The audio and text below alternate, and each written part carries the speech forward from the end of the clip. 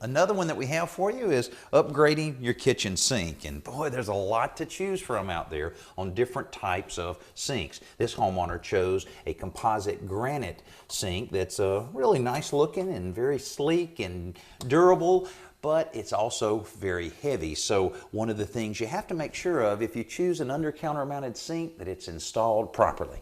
An accurate cutout is necessary so that the sink fits properly when it's glued in place.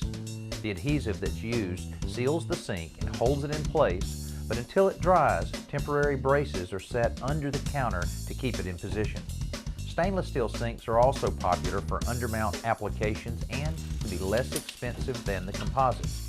For top-mounted sinks, you'll find a variety of options from which to choose, but even if the budget is tight, don't pick the cheapest model you can find. Kitchen sinks get a lot of use and abuse, so you want one that will last and maintain its looks for years to come.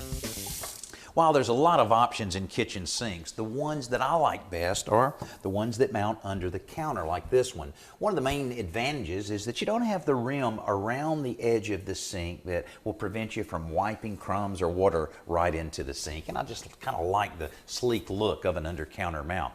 Now, while you're changing your kitchen sink, there's the time to also consider upgrading your kitchen faucet. There's a number of different kinds to choose from, all kinds of different finishes, but one of the things you need to know is how many holes you'll need to drill into the countertop. This one has one hole for the faucet itself and an additional hole for a little soap dispenser, a real popular item these days.